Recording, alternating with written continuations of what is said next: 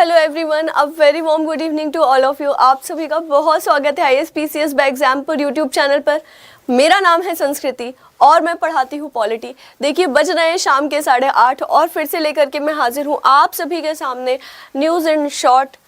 तो जल्दी से क्या करिए, सेशन को थोड़ा सा अपने फ्रेंड्स के साथ शेयर कर दीजिए, है ना। सेशन को लाइक कर दीजिए और बने रहिए मेरे साथ। बहुत इंपॉर्टेंट, बहुत इंटरेस्टिंग सेशन हम करने वाले हैं। बहुत अच्छी एक डेवलपमेंट, विमेन एम्पावरमेंट से रिलेटेड जो बात है उसके बारे में हम बात करेंगे। और ये बात भी देखिए कहाँ की है, पाकिस्तान की है, जिससे हमने सारी उम्मीदें छोड़ दी है ना। महिलाओं से संबंधित तो बात छोड़िए, वहाँ पे ना लोकतंत्र का कुछ अता पता है ना किसी चीज़ का पता है, पर एक बहुत अच्छा डेवलपमेंट हुआ है, बात करेंगे। पर उससे पहले, if you are seeing my face for the very first time, मेरा नाम संस्कृति है और मैं पॉलिटी पढ़ाती हूँ। इसके साथ ही साथ सुबह 8:30 और शाम को 8:30 करंट अफेयर के टॉपिक्स जिनको हम न्यूज़ इन शॉर्ट के फॉर्मेट में कवर करते हैं, इन्हें लेकर के मैं आती हूँ सुबह और शाम 8:30 बजे, मंडे टू सैटरडे, ठीक है ना। और जिन बच्चों को भाई नोटिफिकेशन से अभी भी प्रॉब्लम है कि मैम नोटिफिकेशन नहीं मिलता, नोटिफिकेशन का वेट मत करिए।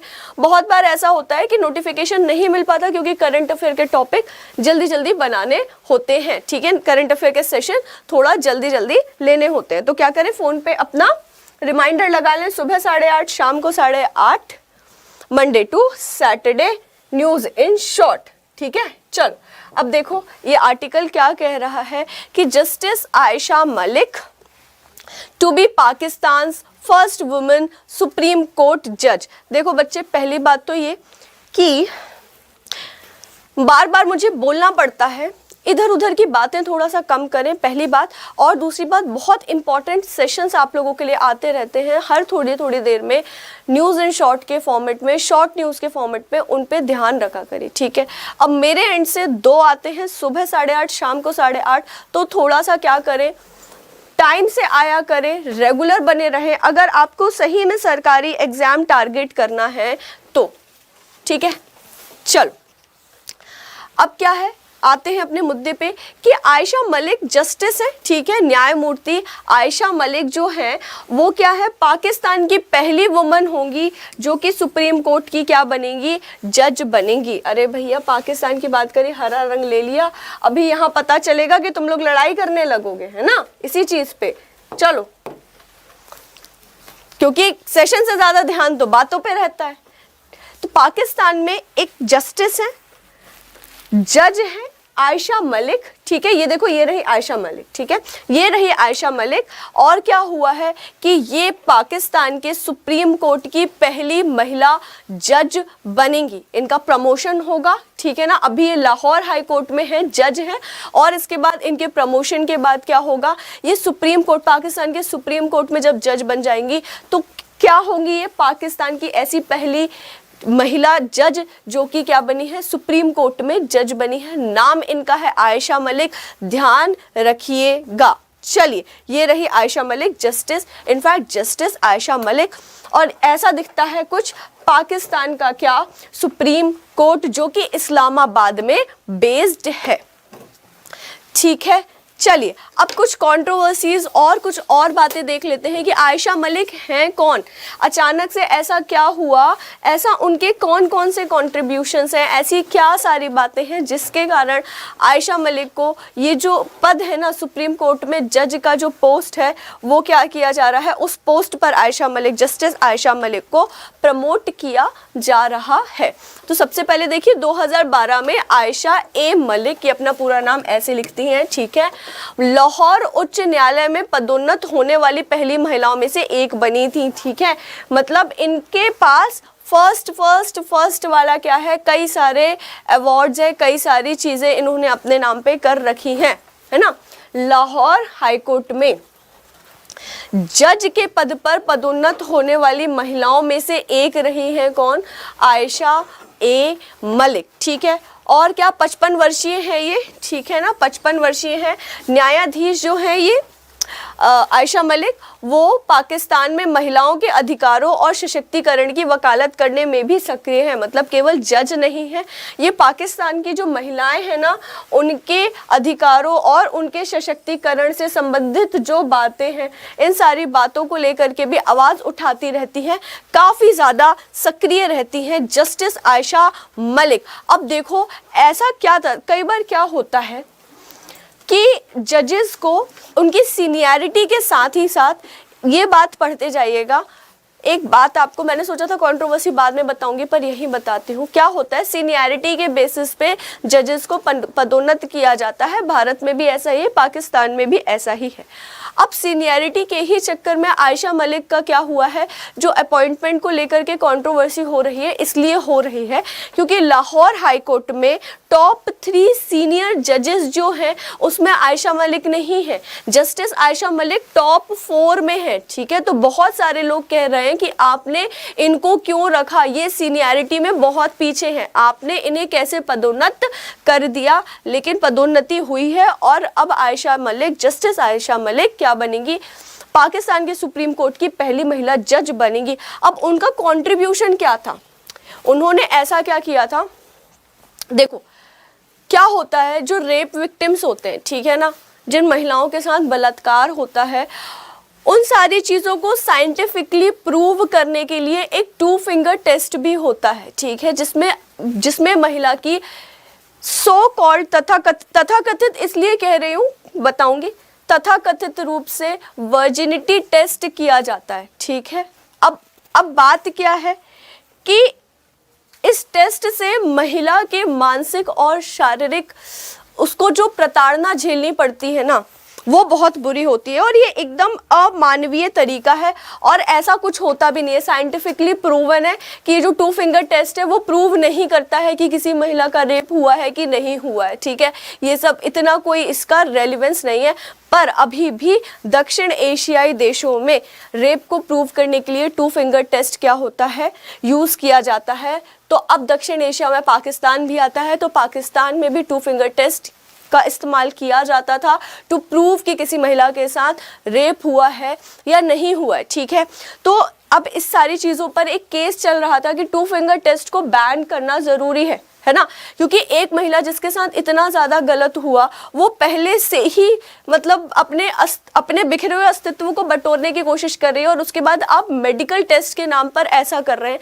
तो ये सारा जो केस चल रहा था 2021 में, उसमें जस्टिस आयशा मलिक, इन्हीं जस्टिस आयशा मलिक ने बहुत इम्पॉर्टेंट और क्रूशियल डिसीजन दिया था और उन्होंने कहा था कि ये सारी जो बातें हैं, ये सारे जो टेस्ट के नाम पर प्रक्रियाएं हैं, उन्हें क्या करना चाहिए, बैन करना चाहिए, बंद करना चाहिए। ठीक है, तो पिछले साल की शुरुआत में उन्होंने विवादास्पद 2 फिंगर टेस्ट पर प्रतिबंध लगाने के लिए उन्होंने प्रतिबंध लगाया था, डिसीजन दिया था कि इन सारी चीज़ों पे क्या होना चाहिए, बैन होना चाहिए। और इन्हीं सब बातों को लेकर के जस्टिस आयशा मलिक क्या हो गई थी, लाइमलाइट में आ गई थी। अब देखो पाकिस्तान में वैसे भी बहुत सारी चीज़ों का अलग अलग लेवल पर रिस्ट्रिक्शन है, तो पाकिस्तान में एक ऐसा डिसीजन आना, वो भी एक महिला जस्टिस के द्वारा आना, बहुत बड़ी बात है और बहुत पॉजिटिव साइन है। ठीक है, देखो कभी भी, ठीक है, हमारी पाकिस्तान से शायद उतनी अच्छी नहीं पड़ती है, शायद दुश्मनी है मैं कह लूँ, लेकिन जो अच्छी है, अच्छे को अच्छा बोलना कभी गलत नहीं होता है ना। ठीक है, तो ये चीज़ बहुत ज़्यादा अप्रिशिएबल थी। अब क्या हुआ, तो इसके ही कारण तब से ही आयशा मलिक जो है, जस्टिस आयशा मलिक, वो बहुत ज़्यादा लाइमलाइट में रही कि उन्होंने इतना बेहतरीन डिसीजन दिया, चलो महिलाओं के हित में। इसके साथ ही साथ क्या है, वो 2021 में उच्च न्यायालय में बलात्कार के मामलों में कौमारी मतलब वर्जिनिटी टेस्ट, वही 2 फिंगर टेस्ट को छोड़कर एक ऐतिहासिक फैसला सुनाया। ठीक है ना, मतलब कि क्या हुआ, इन्हीं सारी चीज़ों को लेकर के बैन करवाया 2 फिंगर टेस्ट को और ये सारी चीज़ें करी और इन्हीं सब के कारण ही आयशा मलिक क्या है, लाइमलाइट में है। उनके कंट्रीब्यूशन को काउंट किया जा रहा है जब सीनियरिटी रखी गई। ठीक है, जैसे हमारे यहाँ कोलिजियम सिस्टम है, उसी टाइप का सिस्टम पाकिस्तान में भी है। और उनके सामने फिर एक बात ये थी कि आप केवल सीनियरिटी देखो या आप ये भी देखो कि किसके क्या कंट्रीब्यूशन है, तो शायद उसके ही बेसिस पर क्या हुआ है इनका, आयशा मलिक का प्रमोशन हुआ है। अब 2019 में न्यायमूर्ति आयशा मलिक वह लाहौर में महिला न्यायाधीशों की सुरक्षा के लिए समिति की अध्यक्ष भी बनी। जिला अदालतों में वकीलों द्वारा महिला न्यायाधीशों के खिलाफ गुंडागर्दी के संबंध में भी जो ये सारी चीज़ें होती रहती है ना, इसके संबंध में एक्टिव तरीके से काम करना, ये जो गलत काम होता रहता है, इन सारी चीज़ों के खिलाफ आवाज़ उठाने की जो कैंपेन वगैरह हैं, समितियां हैं, उसका भी हिस्सा बनी है न्यायमूर्ति आयशा मलिक या न्यायाधीश आयशा मलिक। इसके साथ ही इंटरनेशनल एसोसिएशन ऑफ विमेन जजेस की सदस्य हैं। जस्टिस मलिक नियमित रूप से उन मुद्दों के बारे में बोलती रहती हैं, ठीक है ना, जो पाकिस्तान में महिलाओं को सार्वजनिक जीवन में क्या करना पड़ता है, जिन मुद्दों का सामना करना पड़ता है। तो इंटरनेशनल लेवल पर भी जो कई सारी कमिटीज़ हैं, जैसे एक क्या है, एसोसिएशन ऑफ विमेन जजेस है, जो इंटरनेशनल एसोसिएशन ऑफ विमेन जजेस, वहाँ पर आयशा मलिक जो है, जस्टिस आयशा मलिक, वो पाकिस्तान में सार्वजनिक जीवन में जो महिलाएं कई सारी मुद्दों का, कई सारी समस्याओं का सामना करती रहती है, इन सारी चीज़ों के बारे में समय पर आवाज़ उठाती रहती हैं। चलिए, तो क्या हुआ कि इन्हीं सारी चीज़ों के कारण जो चीफ जस्टिस ऑफ पाकिस्तान है, उनका क्या नाम है, बच्चे लिख लेना कॉपी में, क्या है, रुको, क्या नाम है उनका, अहमद लिखते हैं, वो जी अहमद लिखते हैं, मुझे अब भी एकदम दिमाग से स्किप कर रहा है, रुक जाओ।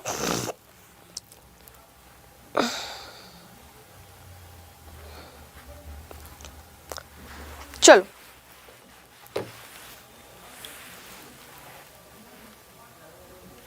गुलजार अहमद, हाँ गुलजार अहमद ही नाम है। गुलजार अहमद जो है वो क्या है, चीफ जस्टिस ऑफ पाकिस्तान है। उनकी तरफ से भी अप्रूवल मिल चुका है किसे, कि जस्टिस आयशा नंदा को ही क्या बनाना चाहिए, सुप्रीम कोर्ट के जज की जो पोस्ट खाली है उस पे इन्हें ही पदोन्नत करना चाहिए। तो अब आपको पाकिस्तान के द्वारा लाया गया ये जो एक स्टेप है वो कैसा लगा?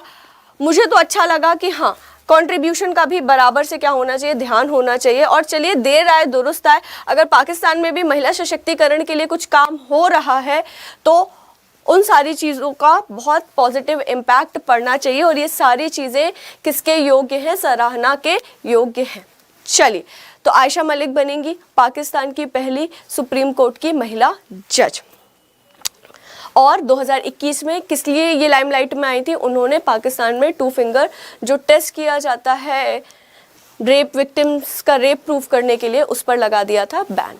अब मिलते हैं कल सुबह की 8:30 की क्लास में, पर इससे पहले देखो भाई, प्लेलिस्ट बनी हुई है। अगर आपकी इच्छा है न्यूज़ एंड शॉर्ट के फॉर्मेट में और बाकी सारे करंट अफेयर्स देखने की, तो जाइए प्लेलिस्ट वाले सेक्शन में थोड़ा सा स्क्रॉल डाउन करिए, आपको मेरा पुरानी फ़ोटो के साथ पूरा का पूरा प्लेलिस्ट मिल जाएगा। आपको जो सेशन अच्छा लगे वो सेशन देखिए। और देखिए, न्यू ईयर का धमाका चल रहा है एग्जामपुर का, जिसमें आपको मिल रहा है एग्जामपुर के सारे कोर्सेज पे 25% का ऑफ, इंक्लूडिंग सार्थक, जिसमें आपकी तैयारी कराई जाएगी IAS PCS की डेडिकेटेड तरीके से, प्री कम मेंस की प्रिपरेशन, ठीक है। इस पूरे के पूरे बैच का नॉमिनल प्राइस रखा गया है 14,999, लेकिन क्या है, अभी चल रहा है अपना न्यू ईयर धमाका, और ये जो ऑफर है केवल कल तक 12 जनवरी तक के लिए ही है वैलिड। तो जल्दी से क्या करें, इंस्टेंट 25% के ऑफ का उठाएं फ़ायदा, कोड लगाएं NEW25 और करें सार्थक बैच अवेल। अपने IAS PCS बनने के सपने में एक कदम और आगे बढ़ाएं। चलिए, जो बच्चे ये नॉमिनल कॉस्ट भी अगर अफोर्ड नहीं कर पाते हैं, 25% ऑफ के बाद भी आपके लिए बच्चे EMI के भी ऑप्शंस हैं। आपको कॉल करना है, स्क्रीन पर दिए गए नीचे जो भी नंबर्स हैं उन पर आपको सारी की सारी डिटेल मिलेगी। इसके साथ ही साथ एग्जामपुर का सुपर कॉम्बो परचम बैच भी हो चुका है लॉन्च, जो कि प्रिपरेशन करा रहा है 10 के 10 एग्जामिनेशंस की एक साल, जिसमें इंक्लूडेड है यूपी लेखपाल, UP police constable, RRB NTPC CBT 2 जैसे एग्जाम्स, ठीक है। तो अगर आप, आपके भाई बहन, आपके फ्रेंड्स कोई भी इन एग्जाम्स में से तैयारी करते हैं, किसी भी एक एग्जाम की, उनको भी बताएं सुपर कॉम्बो परचम बैच और साथ ही साथ न्यू ईयर धमाके के बारे में, ठीक है ना, जिसमें आपको मिलेगा 25% का ऑफ। आपको कोड लगाना है NEW25। इसी के साथ ही साथ सार्थक सुपर कॉम्बो परचम बैच और एग्जामपुर के किसी भी बैच को अगर आप अवेल करते हैं, कल 12 जनवरी तक, ठीक है, तो आपको मिलेगा क्या, new year offer, new year धमाका, इंस्टेंट 25% का ऑफ अगर आप लगाते हैं कोड NEW25। तो